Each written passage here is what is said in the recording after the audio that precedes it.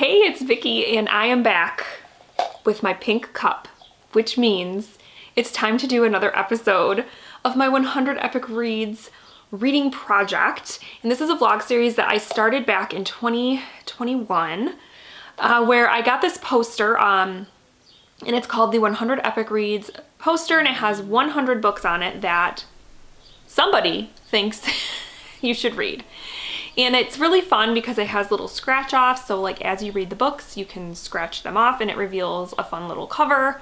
And I decided back in 2021 to do a series about this because I want to try to tackle all of the books on the poster. The majority of them are classics, or there are quite a few on here that are still here that I don't really know anything about, that I've never heard of. Some I've heard of, but I don't really know anything about them. And so yeah, it's been a really fun journey.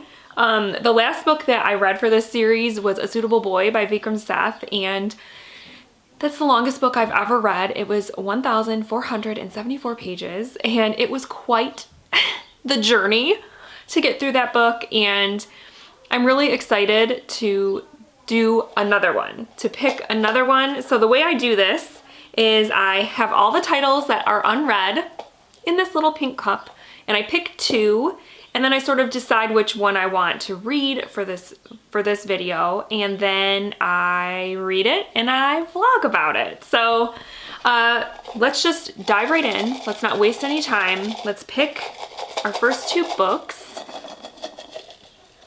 I hope it's not a long one because, like I said, Vikram Seth's A Suitable Boy is quite the chunky book. Okay, so I got my two. Oops, I just dropped one. All right, so I picked an orange one and a blue one. Let's do the blue one first and see what I get. I always get a little nervous before picking just because, I don't know why. It's silly. I don't know why I get nervous about this. Anyways, first pick is A Prayer for Owen, Meanie by John Irving. And this is one, I don't really know the synopsis. I have read John Irving before. Years and years and years ago, I read The Hotel New Hampshire and I loved it. It was so quirky and just weird, but I loved it. I really did. But this one, I don't know anything about A Prayer for Owen, Meanie, so let's look it up, get some stats, get some information. I'm gonna look it up on Storygraph. Okay, so it says, oh gosh. Okay, A Prayer for Owen, Meanie was first published in 1989. Why did I think that like, I would have thought that it would have been published like back in, I don't know why I was thinking like the 60s or 70s. Anyways, 1989, okay. And it is 637 pages long, which is a little long, right? Not as long as 1400, but that's kind of long still. Okay, and then on Storygraph, it has a rating of 4.09, so pretty good. I don't know if it tells how many people have rated it. No, I don't think so. But anyways, let's read the synopsis. In the summer of 1953, two 11-year-old boys, best friends, are playing in a Little League baseball game in Gravesend, New Hampshire. One of the boys hits a foul ball that kills the other boy's mother. The boy who hits the ball doesn't believe in accidents. Owen, Meanie, believes he is God's instrument. What happens to Owen after that 1953 foul ball is extraordinary and terrifying. Now, wait a minute. Okay, I have seen the movie called, I want to say it's called Simon Birch, and wasn't that the plot of that movie? Is that like a reimagining or something of A Prayer for Owen, Meanie? Or am I crazy? Okay, anyways, if I'm wrong, I'm sorry, but that sounds very familiar, like that plot. Sounds very familiar to me. Anyway, okay, this is ticking a little bit of boxes for me.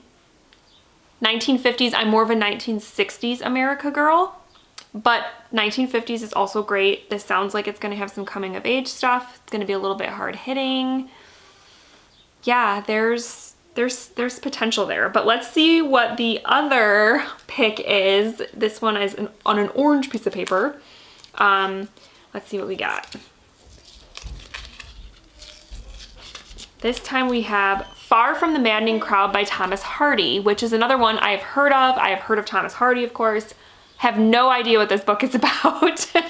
So let's look it up. So Far from the Maddening Crowd was first published in 1874.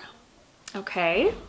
And this edition anyway, This Penguin Classics edition is 480 pages, so I didn't quite get the short one I was looking for this time, because 480 is still a little bit long, right? Just a tad. Okay, and this one has, rating-wise, it has a 3.84 rating, so okay. And let's read the synopsis. In Thomas Hardy's first major literary success, independent and spirited Bathsheba Everdeen, ooh, I like that name, has come to Weatherbury to take up her position as a farmer on the largest estate in the area. Her bold presence draws three very different suitors: the gentleman farmer Boldwood, the soldier seducer Sergeant Troy, and the devoted shepherd Gabriel Oak. Each, in contrasting ways, unsettles her decisions and complicates her life, and tragedy ensues, threatening the stability of the whole community. One of his first works set in the semi-fictional region of Wessex, Hardy's novel of swift passion and slow courtship is imbued with his evocative descriptions of rural life and landscapes, and with unflinching honesty about sexual relationships. Okay, and then it talks about that particular edition that's featured. That doesn't sound terrible. However, being that I just read A Suitable Boy, which was about a young girl who ends up with, anyway, having three suitors that she has to choose between to marry, I'm kind of vibing for something different. I don't really want to read that story again, although I'm sure Far From the Maddening Crowd is a completely different from A Suitable Boy.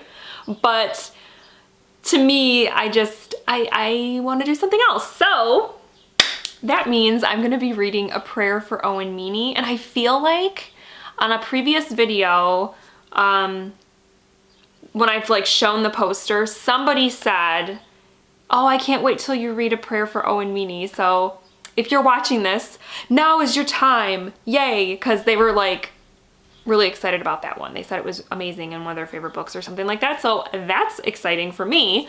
Even though this one is longer, I think it's gonna be good. So I have to get a copy of this. I don't own this one. I might try to listen to the audiobook. Maybe do both audio and physical. We shall see. But yeah, once I get my hands on the book, I'm gonna go ahead and get started.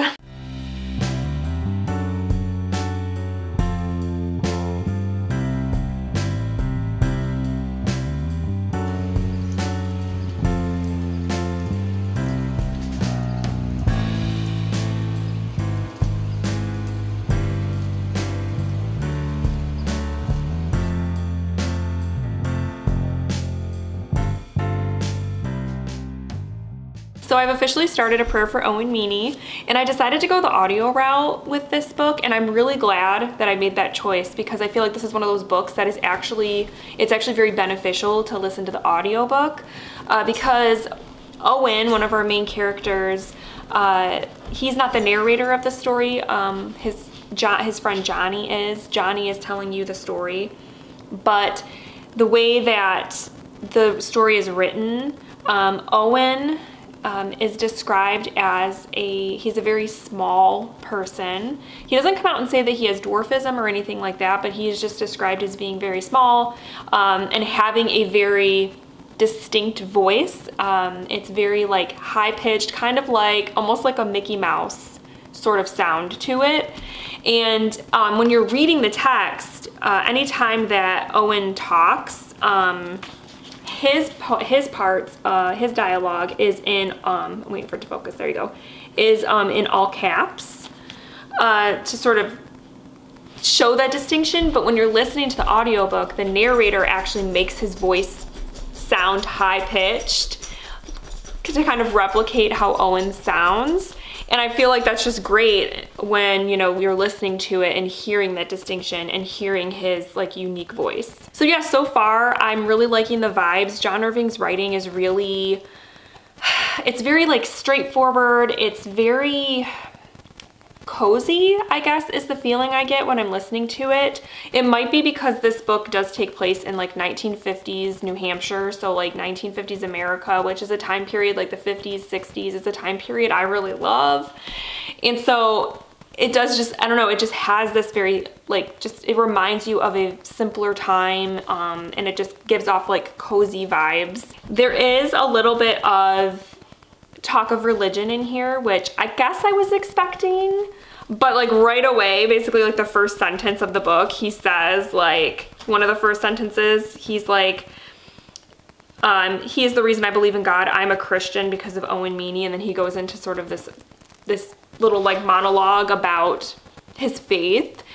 And obviously I think that's because his faith is probably going to be greatly tested right in the first chapter. So within the first 40 pages of the book, and this is not a spoiler, it's on the back, his mother dies, and she dies because she's accidentally hit by a foul ball that is hit by his best friend Owen Meanie while they're playing baseball, and she dies. And so I can't imagine how much that would traumatize a child to see that happen to their mother, and to have it be your best friend that hit the ball, even though it was an accident. Like, that would just be so traumatic, and how that would affect, yeah, something like his religious faith. So yeah, it's already like grabbing me. I'm really enjoying it. The audiobook is going very well.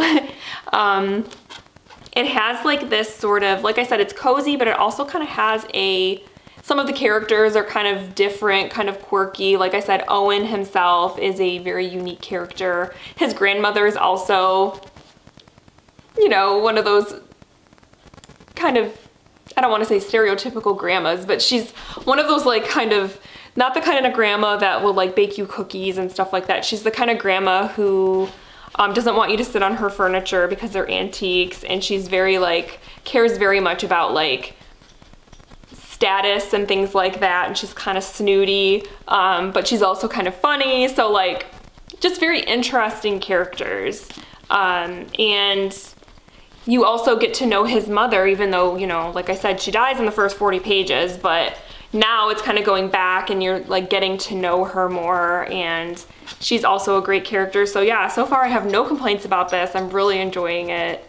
And I can't wait to read more. So I'm about 340 pages into A Prayer for Owen Meanie, which is a little over the halfway point. And yeah, I have a few thoughts. Mostly that I am really enjoying this book.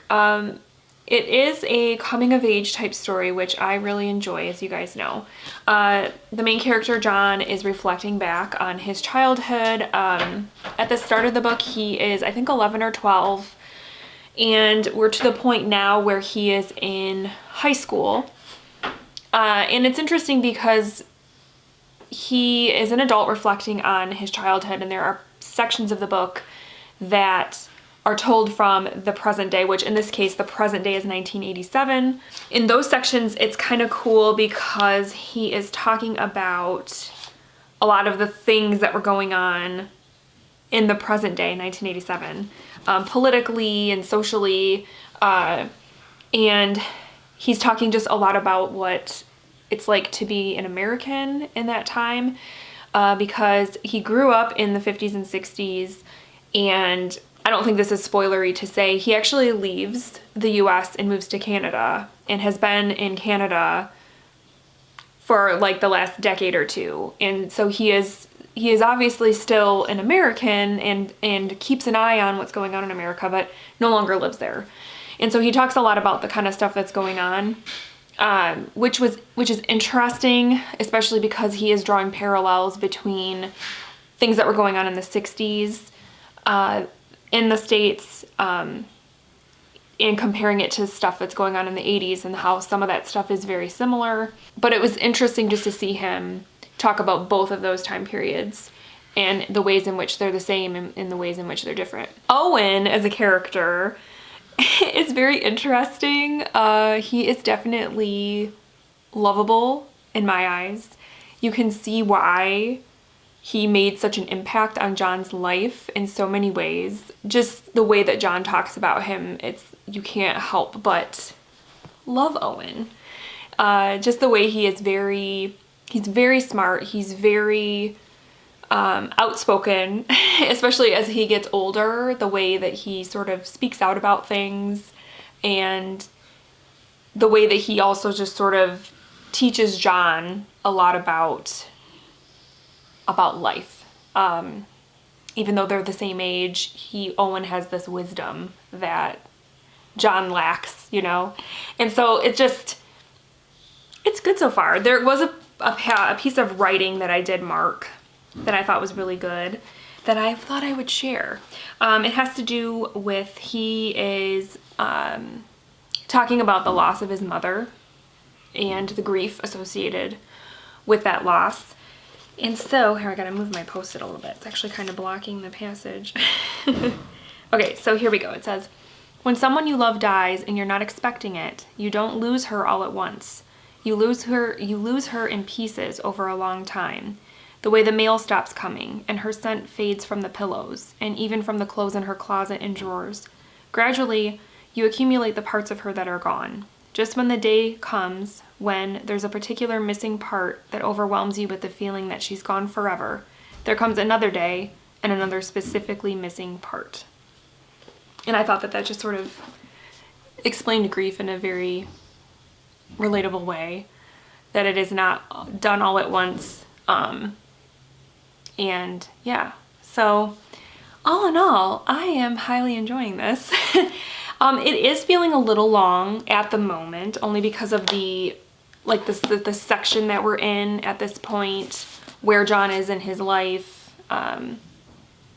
It's slowed down a little bit, because the sort of kid nostalgia is gone, because now he is in high school and he's, you know, kind of transitioning into adulthood.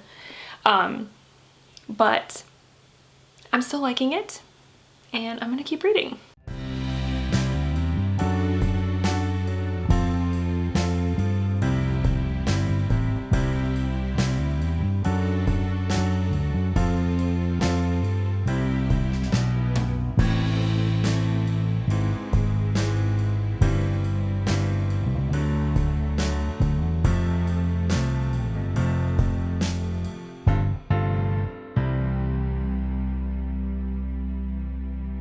So I finished A Prayer for Owen, Meanie, and I am going to go ahead and give this book a 4-star.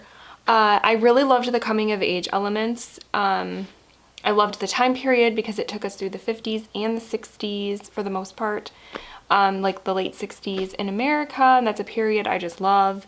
I loved the themes of this book, were probably like my favorite part about this book were the themes, because it touches on, of course, friendship, because this entire book is about this man, John, and his friendship with this kid, Owen Meanie, and what Owen meant to him.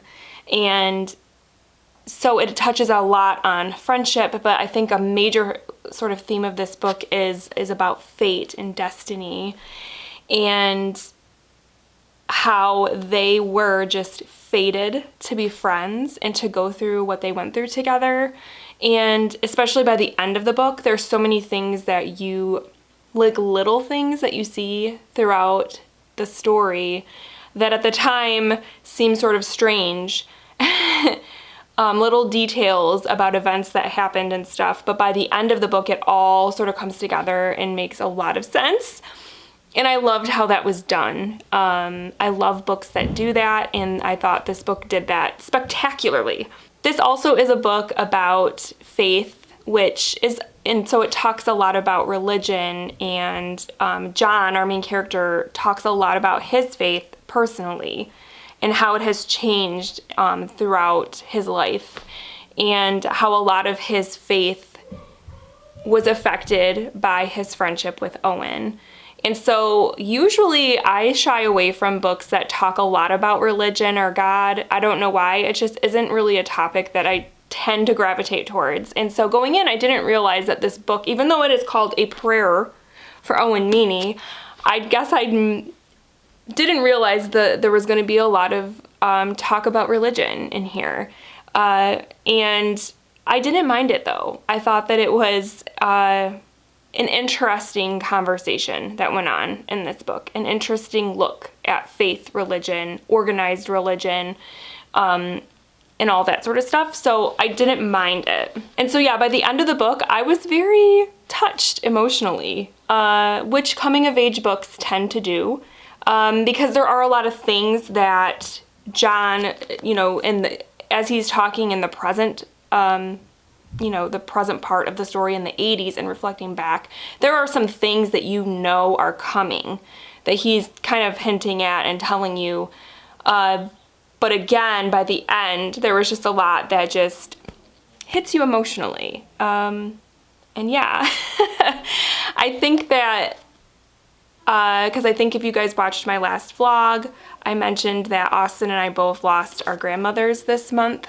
And I really think that if Austin's grandma was still with us, if she hadn't read this book, I'd be shocked, because this is totally a book that she would have loved, and I would have recommended it to her and basically given it to her immediately and said, you have to read this book, because I know that she would have loved this. She would have loved it. And I guess I'll never know if she read this book, but I know she would have loved it, and I would have recommended it to her. And she actually was a person I was thinking of a lot, even before she passed. When I first started this book, I thought, oh my gosh, Grandma would love this. I have to tell her about this. So that's interesting as well, and just kind of on my mind. So the reason I only gave this 4 stars is because it is about 630 pages, and I do think it was long. It was a little bit too long, in my opinion. And I don't know how it could have been shortened, other than I think that if some of the like present day John sections could have been somehow shortened or taken out, because a lot of that was just him talking about his current life and a lot of the stuff going on in America, mostly like political things that I understood why it was there, because he was trying to draw parallels between what was going on in the 60s and what was going on in the 80s. And so I understand it, and I did appreciate it, but I also felt like it made the book a lot longer than it needed to be. So I feel like if I was going to cut anything out, those would be the sections that I would target if I was trying to edit this book down. Because I think on its own, just him once in a while popping in to reflect on things was fine, but some of those passages I think could have gone. So yes, if you like coming of age books that deal with friendship and like fate and destiny, and you know, tugs at your heart a little bit, books that take place in the 60s, you should definitely read this. And I think that if I were to sort of examine why this is on that poster, the 100 epic reads that everybody needs to read or whatever. And I believe this was also on the PBS Great American Read list. And I feel like that is why, because it is examining a specific time in American history where things were really happening. And so if you want a book that examines the 1960s, specifically what was going on with the Vietnam War, this is a great book for that, I think. And I think that's why it is sort of on these types of lists, is because of the way it examined that time period, because it did a really good job. All right, so those are my thoughts on A Prayer for Owen Meanie. Please let me know down below if you have read this book and what you thought of it.